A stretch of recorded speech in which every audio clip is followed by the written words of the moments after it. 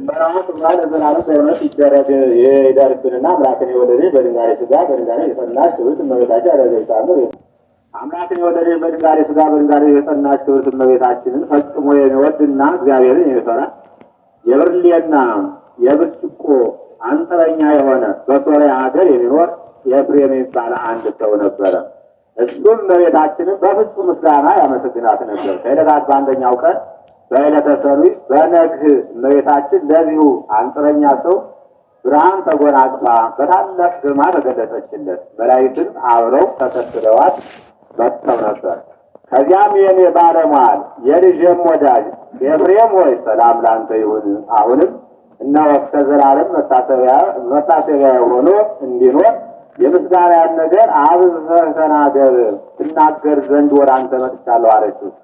እሱም ታጥቆ እጅ ነስቶ ሰማያውያን መላእክት ምድራውያን ጻድቃን ሰማዕታት አንቺን ማመስገን የማይቻላቸው እኔ ደካማው ፍጡር አንቺን ማመስገን እንደምን ይቻለኛል በማለት ሰገደላት።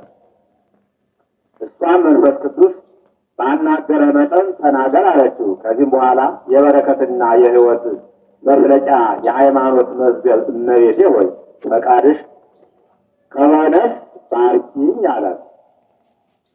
እሷም ልጄ በረከት የባህሪ አባቱ የአብና የባህሪ ሕይወቱ የመንፈስ ቅዱስ በረከት በአንተ ላይ ይደር ብላ በያዘችው መስቀል ብርሃን ባረከችው። እንደዚህም ባለችው ጊዜ መንፈስ ቅዱስ በመላበትና ምስጋናውን ይናገር ዘንድ ተዘጋጀ።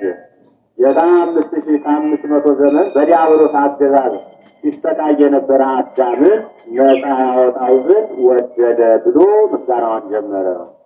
እሱም በዕለተ ሰኑይ መመስገን የሚገባትን ምስጋና እስከ መጨረሻው ድረስ በመንፈስ ቅዱስ እየተመራ ያለምንም ችግር ስህተት አድርጎ ሰተት አድርጎ ደረሰላት። ምስጋናዋንም በጨረሰ ጊዜ አምላክን የወለደች በድንጋሌ ሥጋ በድንጋሌ የጸናች ክብርት እመቤታችን በያዘችው መስቀል ብርሃን ባርካው በታላቅ ክብር ወደ ሰማይ አረገች። ዳግመኛም በዕለተ ሰሉስ መጥታ ወዳጄ ኤፍሬም ሆይ ሰላም ለአንተ ይሁን ብላው እነሆ መንፈስ ቅዱስ ባናገረህ መጠን አመስግነኝ አለችው። እሱም ታጥቆ ጅነሶ እመቤቴ ሆይ ባርኪኝ ይላታል። እሷም ትባርከውና የመመቻችን ዘውድ የድህነታችን መጀመሪያ የንጽሕናችን መሰረት በድንግል ማርያም ተደረገልን በማለት በዕለተ ሰሉስ መመስገን የሚገባትን ምስጋና ከመጀመሪያው እስከ መጨረሻው ተናገረ። እመቤታችን በምስጋናው እጅግ ተደሰተችና በያዘችው መስቀል ብርሃን ባርካው በታላቅ ክብር ወደ ሰማይ አረገች። ሦስተኛውም በዕለተ ረቡዕ መጥታ እንደ ልማዷ ወዳጄ ኤፍሬም ሆይ ሰላም ለአንተ ይሁን ስለውና እነሆ እንደ ልማድህ አመስግነኝ አለችው።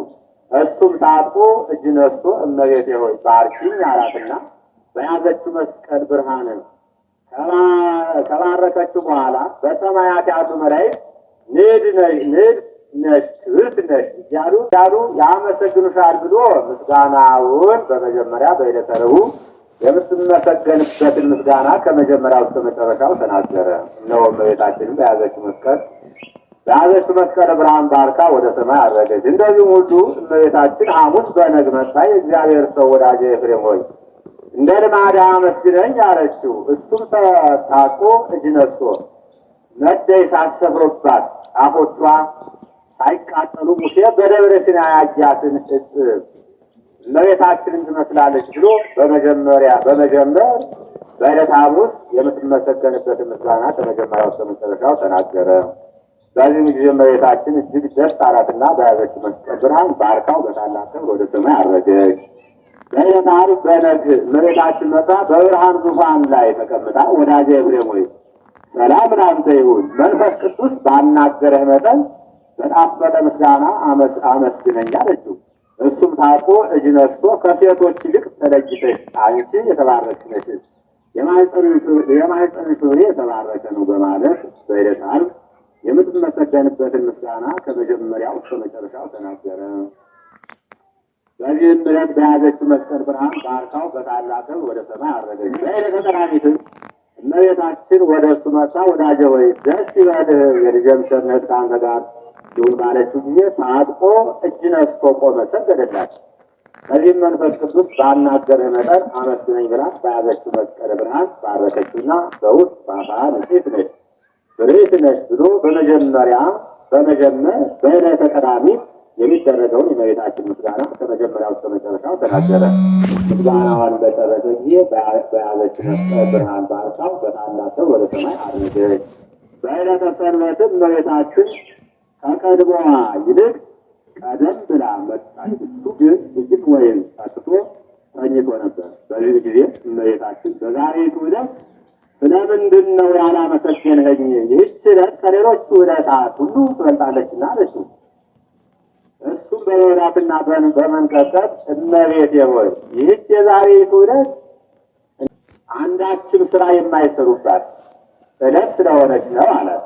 እመቤታችንም ወዳጄ ኤፍሬም ሆይ አይዞህ አትፍራ፣ እንደ ወትሮ ሁሉ መንፈስ ቅዱስ ባናገረ መጠን አመስግነኝ አለችው።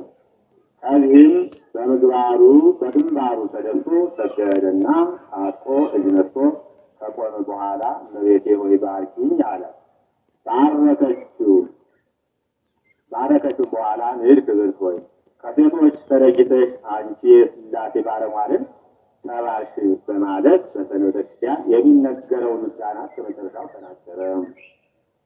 ምስጋናውን በጨረሰ ጊዜ ወዳጄ ኤፍሬም ሆይ ደስ ይበልህ፣ በምድር ላይ ምስጋናዬን እንደተናገር ሁሉ እኔም እንዲሁ በመንግሥተ ሰማያት ለዘላለሙ የማያልፈውን ዋጋህን እከፍልሃለሁ አለችው። ከዚህ በኋላ በያዘችው መስቀለ ብርሃን ባርካው ተከትለዋት ከመጡት መላእክት ጋራ በታላቅ ክብር ወደ ሰማይ አረገች። ልመናዋ ክብሯ ለዘላለሙ ድረስ